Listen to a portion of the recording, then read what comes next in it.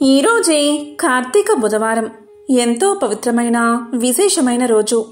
వారంలో ఒక్కో రోజు ఒక్కో దేవుణ్ణి పూజిస్తాం. బుధవారం రోజు విఘ్న నాయకుడైన ఆ వినాయకుడిని పూజిస్తాం. వినాయకుడు విఘ్నాలను తొలగిస్తాడని ప్రతీతి. అందుకే ఆయన్ని విఘ్నేశ్వరుడు అని పిలుస్తూ ఉంటారు. ప్రమద గణాలకు అధిపతి కనుక గణపతి అంటారు. పెద్ద ఉదరంతో అలరారుతుంటాడు గనుక లంబోదరుడు అంటారు. మూషికాన్ని వాహనంగా చేసుకున్నందున మూషిక వాహనుడు అని పిలుస్తారు. ఏనుగుదల కలిగి ఉండడం వల్ల గజాననుడు అని, ఒక దంతం విరిగి ఉండడం వల్ల ఏకదంతుడు అని అంటారు. మరి ఎంతో పవిత్రమైన విశేషమైన ఈరోజు వినాయకుడికి సంబంధించిన ఈ కథలను విన్నా, చదివినా, చెప్పినా, వినిపించినా సకల శుభాలు కలుగుతాయి. విఘ్నాలన్నీ తొలగి ప్రతి పనిలోనూ మీదే విజయం కలుగుతుంది. మరి ఆ కథలేంటో ఇప్పుడు ఈ వీడియోలో తెలుసుకుందాం. ఈరోజు విశేషంగా అష్ట వినాయక క్షేత్రాల గురించి తెలుసుకుందాం. పంచారామ క్షేత్రాలను ఒక్క రోజులో దర్శనం చేసుకుంటే ముక్తిదాయకమని చెబుతారు. అదే కోవలో మహారాష్ట్రలోని అష్ట వినాయక క్షేత్రాలను వరుసలో దర్శించుకోవడం ఆనవాయితీ. ముందుగా వరద వినాయకుడు. ఈ కథ గణేశ పురాణంలో 38 నుంచి 47 వరకు గల అధ్యాయాలలో వివరించబడి ఉంది. ఈ కథను చదివిన వారికి, విన్నవారికి కోరికలు సిద్ధిస్తాయి. ఒకప్పుడు ఈ ప్రాంతాన్ని పరిపాలించిన రుక్మాంగదుడు అనే మహారాజు వాచక్నవి అనే ఋషి దర్శనార్థం ఈ గ్రామానికి వచ్చాడట. అంటే మహడ్ క్షేత్రానికి వచ్చాడట. రాజు వైభోగాన్ని కల్లారా చూసిన ఋషిపత్ని ముకుంద అతనిపై మనసు పడిందట. రాజు అందుకు ఒప్పుకోకుండా అక్కడ్నుంచి వెళ్ళిపోగా అదే అదనుగా ఇంద్రుడు రుక్మాంగదుడి రూపంలో ముకుంద దగ్గరికి వచ్చాడట. వారి కలయిక వల్ల గృత్సమదుడు అనే పిల్లవాడు పుట్టాడట. ఆ గృత్సమదుణ్ణి తన తల్లే శపించిందట. మహాబల పరాక్రమవంతుడు, త్రిలోక కంటకుడు, క్రూర రాక్షసుడు అయిన కుమారుడు జన్మించుగాక అని శపించిందట. ఇలా ఉండగా గృత్సమదుడు అత్యంత భక్తితో విఘ్నేశ్వరుని ధ్యానించి అతన్ని ప్రసన్నం చేసుకున్నాడట. వినాయకుడి వరప్రసాదం వల్ల అతడు మునులలో పరమశ్రేష్ఠుడు అయ్యాడట. ఒకనాడు ఏకాగ్రతతో వినాయకుని జపమునందు మునిగి ఉండగా అతనికి పర్వతాలు సైతం అదిరి పడేటంత పెద్ద ధ్వనితో ఒక తుమ్ము వచ్చిందట. తత్క్షణమే అతని ఎదుట ఒక బాలకుడు కనిపించాడట. అప్పుడు ఆ మునిశ్రేష్ఠుడు నీవు ఎవరు అని అడగగా ఆ బాలకుడు నీ తుమ్ములో జన్మించాను కనుక నీవే నాకు తల్లివి, తండ్రివి అని జవాబు చెప్పాడట. ఆ బాలకుడి మాటలకు ఆశ్చర్యపడిన ముని అతని శక్తియుక్తులకు సంతసించి గణానాంత్వ అనే గణపతి మంత్రాన్ని ఉపదేశించాడు. ఈ గణపతి మంత్రాన్ని ఆ బాలుడు 5000 సంవత్సరాలు జపించాడు. అప్పుడు గణపతి సాక్షాత్కరించి వరాలు కోరుకోమన్నాడు. 3 లోకాల్లోనూ నాకు ఎవరూ ఎదురు ఉండరాదు. దేవతలు నాకు వసులై ఉండాలి. నేను దేన్ని సంకల్పించినా అది తక్షణమే సిద్ధించాలి. ఇహంలో సుఖాలు అనుభవించి పరంలో మోక్షాన్ని పొందాలి అనే వరాలను అతడు గణపతిని కోరాడు. గజాననుడు ఆ వరాలు ప్రసాదించాడు. కామగమనము గల 3 పురాలను బంగారంతో, వెండితో, ఇనుముతో నిర్మించి అతనికి ఇచ్చాడు. ఆ పురాలు ఒక్క శంకరుడి చేతిలో తప్ప ఎవరి చేత ఛేదించబడవు. నీకు త్రిపురాసురుడు అనే ఖ్యాతి లభిస్తుంది.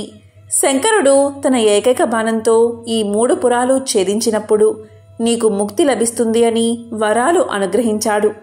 త్రిపురాసురుడు గజానుడి వల్ల పొందిన శక్తులతో భూమండలాన్ని అంతా ఆక్రమించాడు. తరువాత అతడు దేవలోకంపై దండయాత్ర చేశాడు. ఇంద్రుణ్ణి ఓడించాడు. అమరావతిని తన రాజ్యంగా చేసుకున్నాడు. అప్పట్నుంచి త్రిపురుడు బ్రహ్మలోకానికి దండెత్తి వెళ్ళాడు. బ్రహ్మ విష్ణువు యొక్క నాభి కమలంలో లీనమైపోయాడు. విష్ణువు కూడా ఆ రాక్షసుడికి కనబడకుండా క్షీర సముద్రానికి చేరాడు. ఈ విధంగా అతడు బ్రహ్మలోకాన్ని, విష్ణులోకాన్ని ఆక్రమించుకున్నాడు. త్రిపురాసురుడు బ్రహ్మలోకానికి తన పెద్ద కుమారుడైన ప్రచండుణ్ణి, విష్ణులోకానికి తన 2వ కుమారుడైన చండుణ్ణి అధిపతులుగా నియమించాడు. ఇక శివలోకాన్ని ఆక్రమించుకోవడానికే అతడు కైలాసానికి వెళ్ళాడు. శివుడు కూడా కైలాసాన్ని వదిలి మందర పర్వతానికి చేరుకున్నాడు. తరువాత రసాతలము, సప్త పాతాళ లోకాలు త్రిపురాసురుని వశాలయ్యాయి. ఈ కారణమున వ్యాకులత చెందిన సమస్త దేవతలకు నారద మహర్షి గణేశానుగ్రహం పొందడమే సరైన మార్గమని ఉపదేశించాడు. అప్పుడు దేవతలంతా అత్యంత భక్తితో, పరిపూర్ణ శరణాగతితో సంకటమోచన గణేశ్వరుణ్ణి ప్రార్థించారు.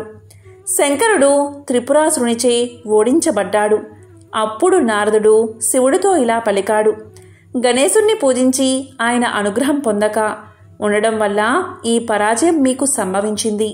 కనుక గణేశుణ్ణి పూజించి అతని అనుగ్రహాన్ని సంపాదించుకోండి అని సలహా ఇచ్చాడు. అదీకాక వినాయకుడు త్రిపురాసురుడికి ఇచ్చిన వరం ప్రకారం ఆ రాక్షసుడు శివుడి చేతనే వధించబడునని కూడా శంకరుడికి తెలియచేశాడు. అప్పుడు శంకరుడు 100 సంవత్సరాల కాలం ఏకాగ్రతతో గణేశుడి గురించి తపస్సు చేశాడు. అప్పుడు విఘ్నేశ్వరుడు ప్రసన్నుడై ఒక బాణాన్ని ఇచ్చి తన సహస్రనామాలను శివుడికి ఉపదేశించాడు. శివుడు ఆ సహస్రనామాలను జపించి త్రిపురాసురుపై యుద్ధానికి బయలుదేరాడు.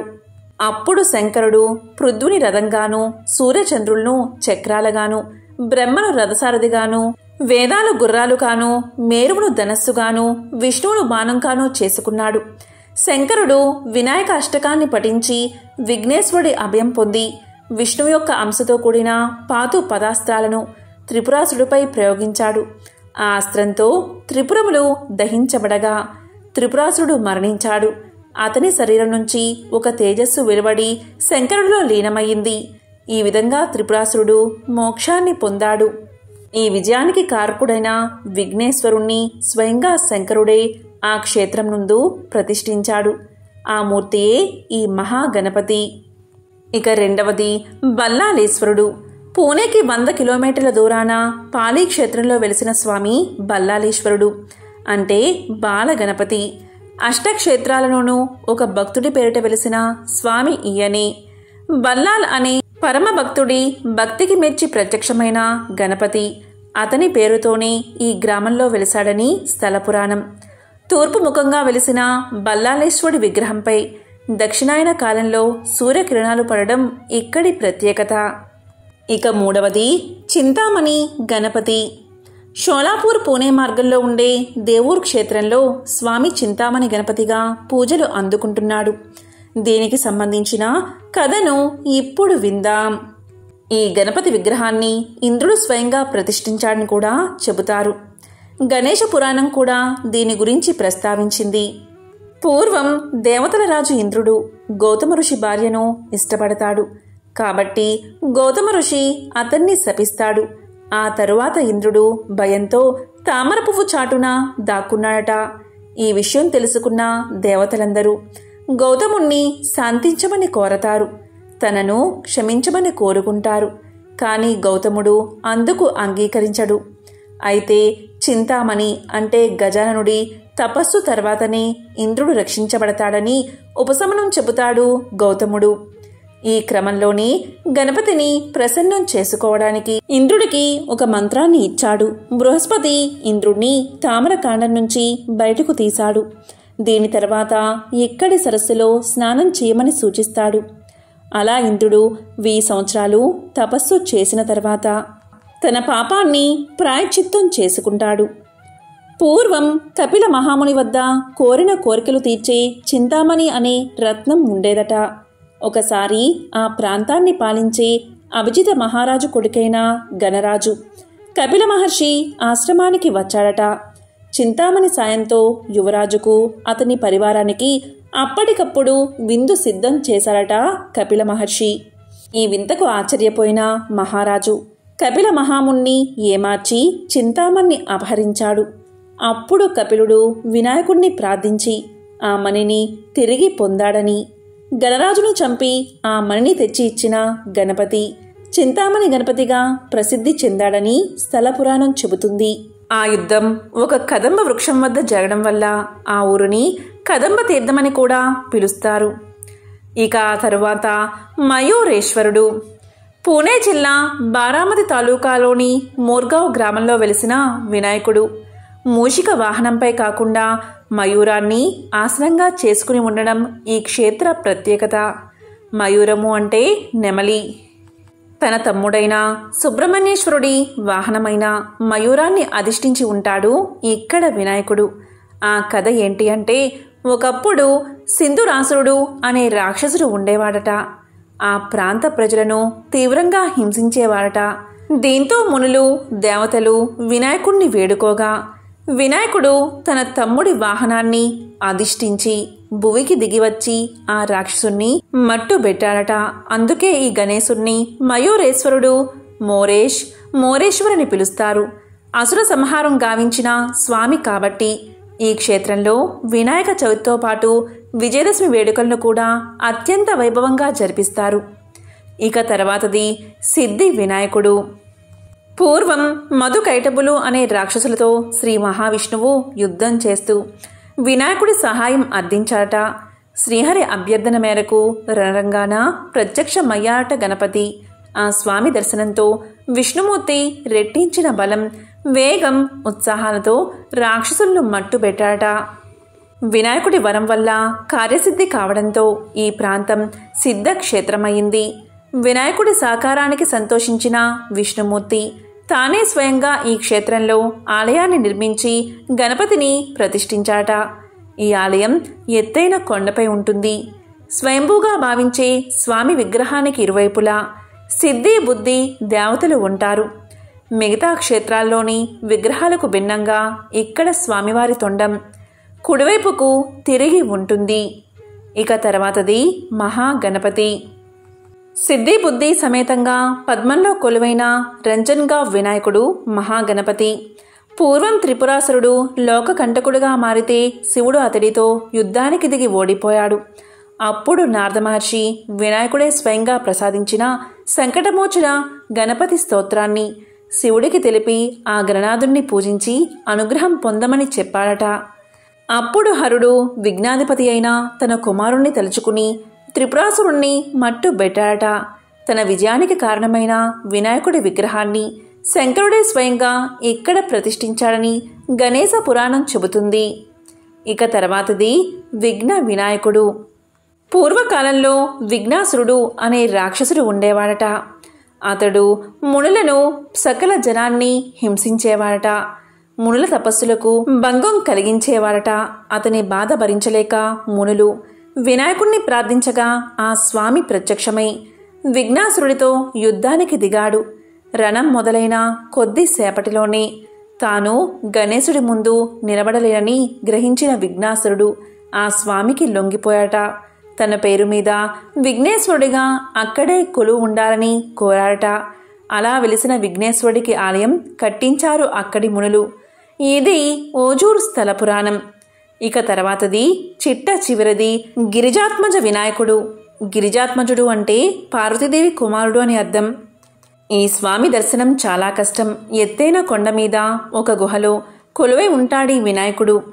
పుత్రుడి కోసం పార్వతీదేవి 12 ఏళ్లు తపం చేసిన ప్రదేశం లేణ్యాద్రి పుణ్యక్షేత్రం. తర్వాత కాలంలో అమ్మ చేతి నలుగుపిండి నుంచి రూపుదిద్దుకున్నాడు ఈ బాల గణపతి. తరువాత కౌమారప్రాయం వచ్చేదాకా తల్లితో కలిసి ఇక్కడే ఉన్నాడని ఐతిహ్యం. నలుగు పిండితో ఒక విగ్రహాన్ని చేస్తే ఎలా ఉంటుందో అలా హెచ్చుతగ్గులతో విచిత్రంగా ఉంటుంది ఇక్కడి విగ్రహం. ఈ క్షేత్రాల్లో ఎక్కడి నుంచి యాత్ర ప్రారంభిస్తామో మళ్ళీ అక్కడికే తిరిగి రావాలి. అప్పుడే యాత్ర పూర్తయినట్లు. యాత్రా మార్గం ఆద్యంత పచ్చటి ప్రకృతి అందాలతో కనువిందు చేస్తుంది. ఎవరైతే ఈ అష్ట వినాయక క్షేత్రాలను దర్శించుకుంటారో వారికున్న కష్టాలన్నీ తొలగిపోతాయని, సకల శుభాలు కలుగుతాయని, కోరిన కోరికలు నెరవేరుతాయని భక్తుల నమ్మకం. మరి ఈ సందర్భంగా వినాయకుడికి సంబంధించిన ఒక విశేషమైన కథను ఇప్పుడు తెలుసుకుందాం. మన దేశం పుణ్యక్షేత్రాలకు, తీర్థాలకు ప్రతీది. అడుగడుగునా తీర్థమే, అణువణువునా క్షేత్రమే అంటే అతిశయోక్తి కాదు. మన దేశంలోని అత్యంత ప్రాచీనమైన శైవ క్షేత్రాలలో గోకర్ణం ఒకటి. పవిత్రమైన త్రిస్థలాలలో గోకర్ణం ఒకటి. మిగతా 2 వారణాసి, రామేశ్వరం. గోకర్ణ క్షేత్రానికి పడమట అరేబియా సముద్రం, తూర్పున సిద్ధేశ్వర క్షేత్రం, ఉత్తరాన గంగావళి నది, దక్షిణాన అగనాశిని నది ఉన్నాయి. ఇలా ప్రకృతి రమణీయతతో అలరారుతూ ఉండే ఈ క్షేత్రంలో శివుని ఆత్మలింగం ప్రతిష్ఠితమైంది. సాక్షాత్తు విఘ్నేశ్వరుడే ఇక్కడ శివలింగాన్ని స్థాపించాడు. మరి గోకర్ణానికి సంబంధించిన కథను ఇప్పుడు తెలుసుకుందాం. బ్రహ్మ మానస పుత్రులలో పులస్త్యుడు ఒకడు. ఇతని భార్య కైకసి. ఈమె శివభక్తురాలు. త్రికరణ శుద్ధిగా సర్వకాలాల్లో శివుణ్ణి పూజిస్తూ ధ్యానిస్తూ ఉండేది. ఒకరోజు ఆమె యథావిధిగా పూజకు ఉద్యుక్తురాలయ్యింది. అయితే ఆమె పూజ చేసే శివలింగం కనిపించలేదు. ఏం చెయ్యాలో తోచక, వ్రతభంగం కావడం ఇష్టం లేక అప్పటికప్పుడు మట్టితో చేసిన శివలింగాన్ని చేసి దాన్ని పూజించింది. ఈమె పుత్రుడే రావణాసురుడు. ఇతను కూడా మహాశివభక్తుడు.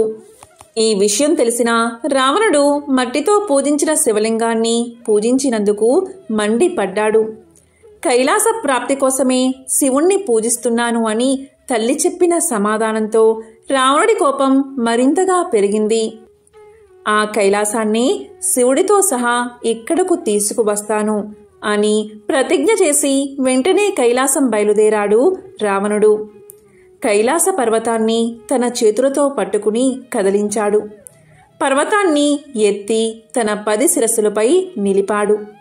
దాంతో సమస్త ప్రపంచం వణికిపోయింది. దేవగణాలు భయకంపితులయ్యారు. సత్యలోకం, వైకుంఠ లోకాలు కూడా తల్లడిల్లిపోయాయి. అప్పుడు పార్వతీదేవి శివుడితో, కైలాస పర్వతం ఇలా ఊగిపోతుందేమిటి? అందరూ ఎంతో భయపడుతున్నారు. మీరు ఏదైనా చేసి ఈ ఆపద నుండి కాపాడండి స్వామి అని వేడుకుంది. అప్పుడు ఈశ్వరుడు ఇదంతా రావణాసుడి పని అని గ్రహించాడు. తన ఎడమ చేతితో పర్వతాన్ని అణిచాడు. దాంతో రావణుడు పర్వతానికి భూమికి మధ్య ఇరుక్కుపోయాడు. అప్పుడు రావణాసురుడు శివుడిని పరిపరి విధాలా ప్రార్థించాడు. కాపాడమని వేడుకున్నాడు. అప్పుడు శివుడు తన ఎడమ చేతిని వెనక్కి తీసుకున్నాడు. తన భక్తుడైన రావణుణ్ణి అనుగ్రహించాడు. రావణ, నీకు నా ప్రాణలింగమే అంటే ఆత్మలింగమే ఇస్తాను. దీన్ని ప్రతిరోజు 108 సార్లు జపం చేసి రుద్రాభిషేకంతో పూజించు. నీకు శుభం కలుగుతుంది. నీ తల్లి కోరిక కూడా నెరవేరుతుంది. ఈ లింగం ఎవరి దగ్గర ఉంటే వారికి మృత్యువు రాదు. అయితే ఒక షరతు ఉంది. ఈ లింగాన్ని మాత్రం నేల మీద ఉంచకూడదు. ఇది ఎక్కడ పెడితే అక్కడే స్థాపితం అవుతుంది. ఇంకా కదల్చడం ఎవరికీ సాధ్యం కాదు అని చెప్పాడు మహాశివుడు. దాంతో ఉప్పొంగిపోయిన రావణాసురుడు ఆత్మలింగాన్ని తీసుకుని బయలుదేరాడు. ఇదంతా గమనిస్తున్న దేవతలు ఆత్మలింగాన్ని లంకలో ప్రతిష్ఠిస్తే ప్రతికూల చర్యలు జరుగుతాయని భావించి విష్ణువును శరణు వేడారు. అప్పుడు విష్ణువు తన మాయతో సూర్యాస్తమయం అయ్యేటట్లు చేస్తాడు. విష్ణుమూర్తి తన చక్రాయుధాన్ని సూర్యునికి అడ్డంగా పెడతాడు. సాయంత్రం అవుతుంది అనుకున్న రావణాసురుడు సంధ్యావందనాన్ని నిర్వర్తించాలి అనుకుంటాడు. అయితే అతని 2 చేతుల్లో శివుని ఆత్మలింగం ఉంది.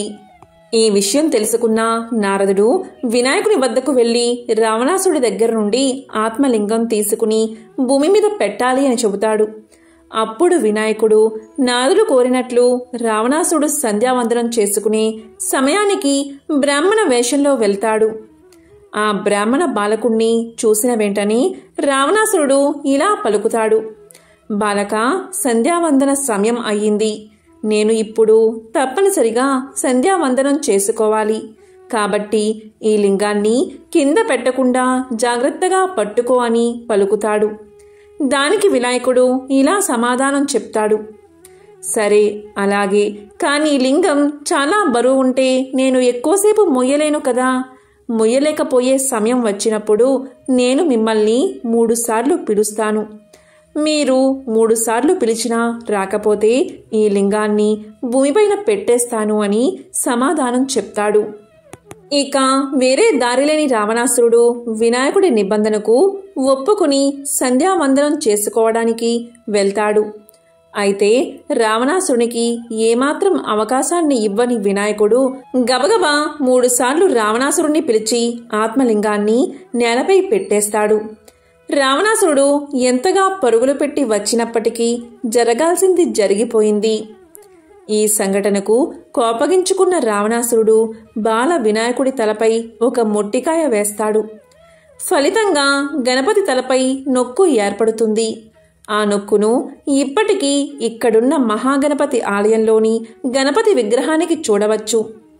ఆ తరువాత రావణాసురుడు ఎంతగా ప్రయత్నించినప్పటికీ ఆత్మలింగాన్ని పైకి లేపలేకపోతాడు. ఆత్మలింగాన్ని తీసుకువచ్చిన పెట్టెను ఉత్తరం వైపు నుంచి లాగుతాడు. అది విసురుగా వెళ్లి దూరంగా పడిపోతుంది. అక్కడ సజ్జేశ్వరలింగం వెలుస్తుంది. పెట్టె మూత పడిన చోట గుణేశ్వరలింగం ఉద్భవిస్తుంది. లింగంపై కప్పబడిన వస్త్రం పడిన చోట మురుడేశ్వరలింగం వెలుస్తుంది. పెట్టెకు కట్టిన తాళ్లు పడిన చోట దారేశ్వరలింగం ఉద్భవిస్తుంది. ఈ లింగాల మధ్య స్వామివారి ఆత్మలింగం మహాబలేశ్వరలింగంగా గోకర్ణంలో వెలుస్తుంది. ఆత్మలింగంతో ముడిపడిన 5 క్షేత్రాలను శైవ పంచక్షేత్రాలు అని పిలుస్తారు. దక్షిణ కాశీ భూ కైలాసం అని భక్తులచే కొనియాడబడుతున్న ఈ గోకర్ణ క్షేత్రం ఎంతో పవిత్రమైనది. మహాబలుడైన రావణుడు ఈ శివలింగాన్ని ఎంతో ప్రయత్నం మీద కదలాలి అని భావించినందువల్ల ఈ లింగానికి మహాబలేశ్వర లింగం అనే పేరు వచ్చింది.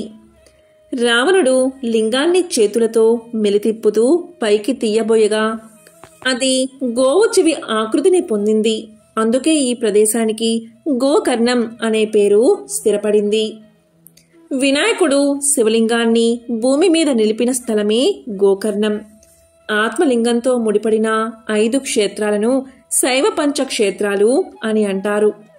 ఈ గోకర్ణ క్షేత్ర విశిష్టతను తెలిపే మరొక కథను ఇప్పుడు తెలుసుకుందాం. పూర్వం ఇక్ష్వాకు వంశంలో మిత్రసహుడు అనే పేరుగల రాజు వేదమార్గ తత్పరుడై ధర్మంగా రాజ్యాన్ని పాలించేవాడు. ఒకరోజు అతను అడవుకు వెళ్లి క్రూర జంతువులు వేటాడుతూ ఒకచోట భయంకరమైన ఒక రాక్షసుని చూశాడు. ఆ రాజు ఆ రాక్షసుడి మీద బాణాలు వెయ్యడంతో ఆ రాక్షసుడు నేలకూలి ప్రాణాలు విడుస్తూ తన సోదరుణ్ణి రాజుపై ప్రతీకారం తీర్చుకోమని తెలియచేశాడు. అతని సోదరుడు తన రాక్షస మాయ చేత ఒక సాధారణ మానవుడి రూపంలో రాజు వద్దకు వచ్చి ఎంతో వినయంతో రాజుకు సేవ చేయసాగాడు. ఒకరోజు ఆ రాజు తన వెంట పితృశ్రాద్ధానికి వశిష్ఠాది మహర్షులను భక్తులుగా ఆహ్వానించాడు. ఆ రోజు ఆ కపట సేవకుడు వంటలు రహస్యంగా నరమాంసాన్ని కలిపాడు. భోజన సమయంలో వశిష్ఠుడు ఈ విషయం తెలుసుకుని రాజుపై కోపగించి ఇలా పలికాడు: రాజా, నీవు మాకు నిషిద్ధమైన నరమాంసాన్ని వడ్డించావు కనుక నీవు బ్రహ్మ రాక్షసుడైపోతావు అని శపించాడు.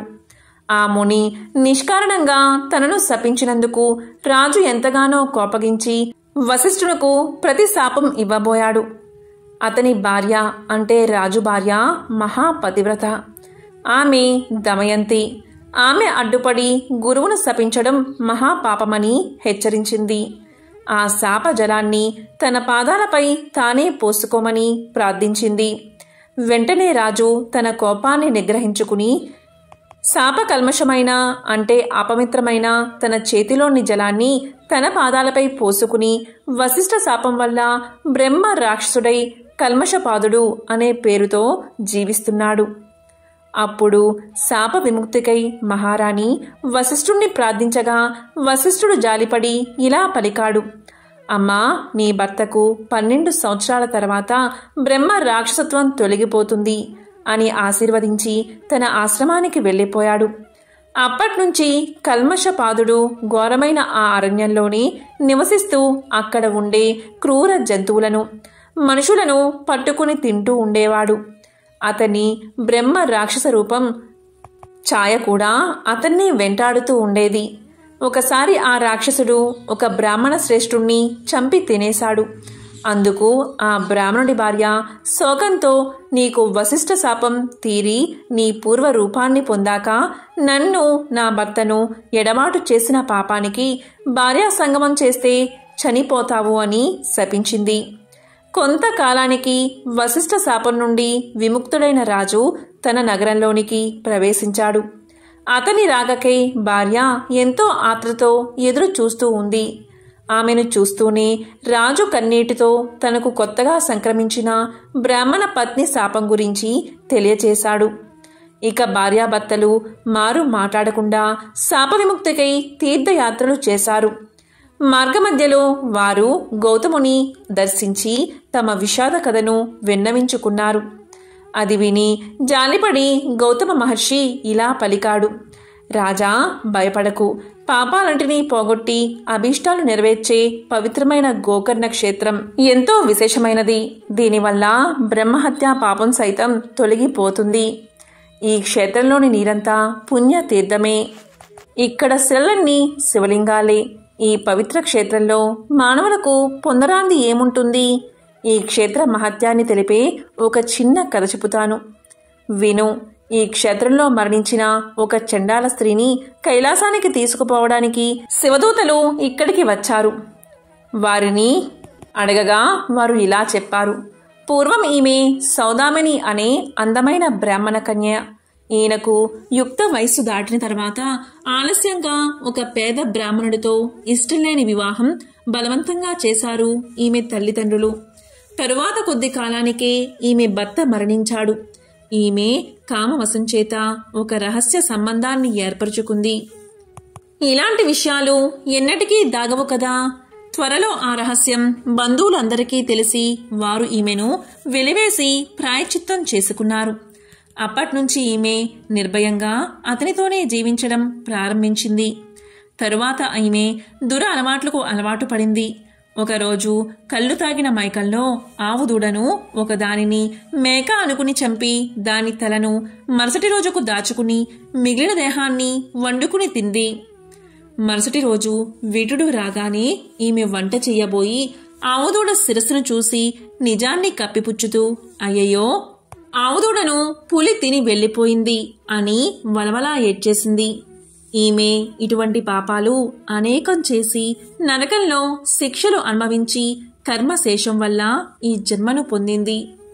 ఈ జన్మలో ఈమె పుట్టుగుడ్డి కుష్ఠిరోగి అయి కొంతకాలం పాటు తన తల్లిదండ్రుల చేత పోషించబడింది. వారు మరణించిన తర్వాత దిక్కులేక ఆకలితో అలమటిస్తూ ఒక శివరాత్రి రోజు అందరినీ భిక్ష కోసం యాచించింది. ఆ శివరాత్రి రోజు ఎవరూ అన్నం వండరు కదా, కాబట్టి ఈమె చేతిలో కొద్ది మారేడు దళాలు మాత్రమే ఉంచారు. అవి తినడానికి పనికిరావు అని భావించి ఈమె వాటన్నిటినీ జార విడిచిపెట్టింది. ఆ బిల్వాలు ఒక లింగం మీద పడ్డాయి. అదే ఈమె చేసిన శివపూజ. ఆ రోజంతా తిండి లభించకపోయినందువల్ల ఆ రాత్రి ఆమెకు నిద్ర రాలేదు. ఈ విధంగా ఆమె ఉపవాసము, జాగరణ కూడా చేసినట్లయింది. ఆ రోజంతా ఈమె శివనామ సంకీర్తన విన్నది. తెలియక చేసిన ఆ వ్రతం వల్ల ఈమె పుణ్యాత్మరాలు అయింది. ఇప్పుడు మనం కైలాసానికి తీసుకురమ్మని మనల్ని శంకరుడు పంపాడు అని తెలియచేశారు వారు. అప్పుడు ఆ శివదూతలు ఆమె స్వదేహంపై అమృతాన్ని చల్లి దేవ విమానం మీద ఆమెను కైలాసానికి తీసుకువెళ్లిపోయారు. అబుద్ధిపూర్వకంగా చేసిన ఆమె వ్రతానికి ఇంతటి ఫలితం కలిగింది అంటే ఇక మీరు బుద్ధిపూర్వకంగా చేసిన దాని ఫలితం చెప్పతరుమా? కనుక ఓ రాజా, నీవు గోకర్ణ క్షేత్రానికి వెళ్లి మహాబలేశ్వరుని సేవించు. బ్రాహ్మణుడి శాపం నుండి విముక్తిని పొందుతావు అని గౌతమ మహర్షి ఆ క్షేత్ర మహత్యాన్ని ఇంకా ఇలా వివరించి చెప్పాడు. గోకర్ణము అంటే పవిత్ర క్షేత్రం. ఇంకొకటి లేదు దీన్ని మించిన క్షేత్రం.